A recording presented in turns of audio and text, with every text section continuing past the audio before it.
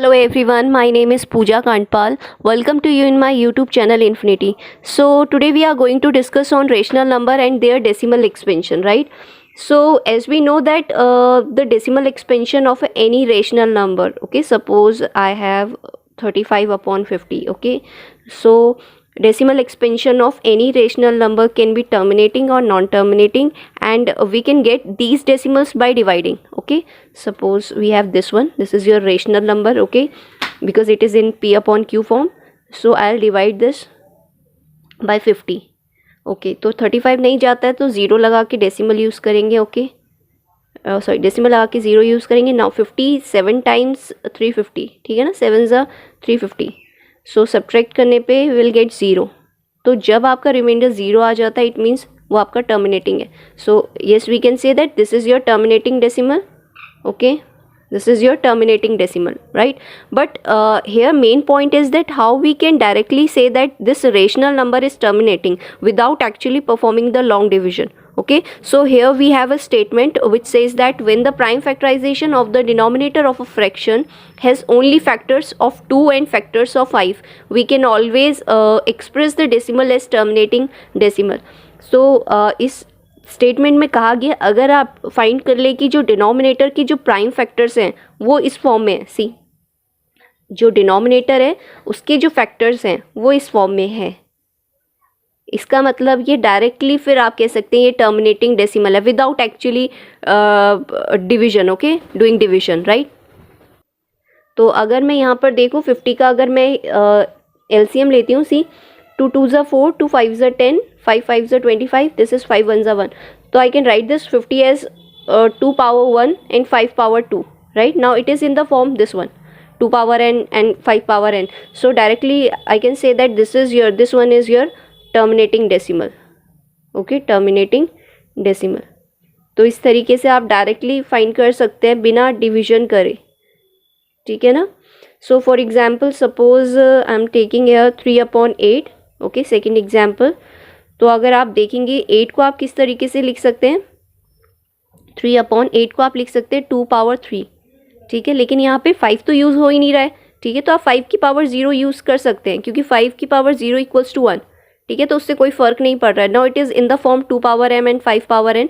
So here again we can say that this is your terminating decimal, right. तो इस तरीके से भी कर सकते हैं.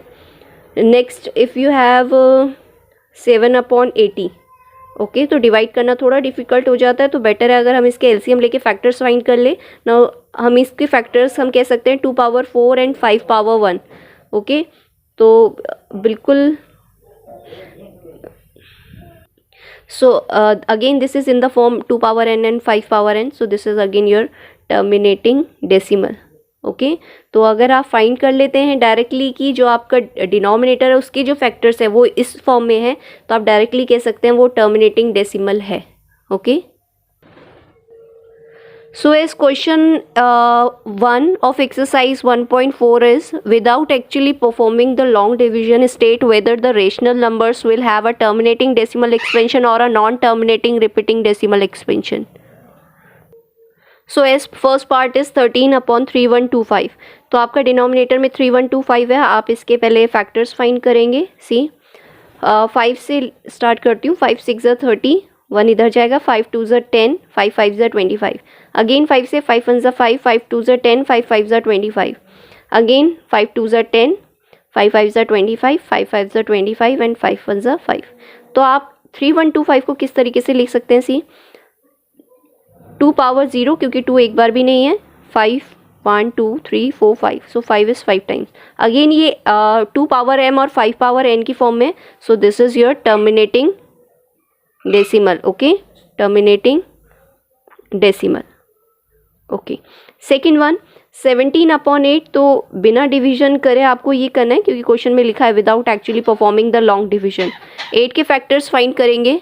सो सेकेंड 8 के फैक्टर्स लेंगे. 2 4 ज़ा 8, 2 2 ज़ा 4, 2 1 ज़ा 2. तो आप 17/8 को कैसे लिख सकते हैं, सी 2 power 3 मल्टीप्लाई 5 power 0 क्योंकि 5 एक बार भी नहीं है, ठीक है ना. तो अगेन ये 2 power n और 5 power n की फॉर्म में. So again this is your terminating decimal, okay, terminating decimal. Okay, third one 64 upon 445. तो आप फिर से 445 का फैक्टर्स फाइंड करेंगे. 5 9 ज़ा 45, 5 1 ज़ा 5, 7 1 ज़ा 7, 7 3 ज़ा 21 एंड देन 13 1 ज़ा 13. तो आप देख रहे हैं 64 अपॉन 455 को आप लिख सकते हैं 5 मल्टीप्लाई 7 मल्टीप्लाई 13. तो यहाँ पे 7 और 13 एक्स्ट्रा है, जबकि किस फॉर्म में होना चाहिए, 5 पावर m और 2 पावर n में. ठीक है ना. तो again this is not terminating. Okay, so this is your non terminating decimal.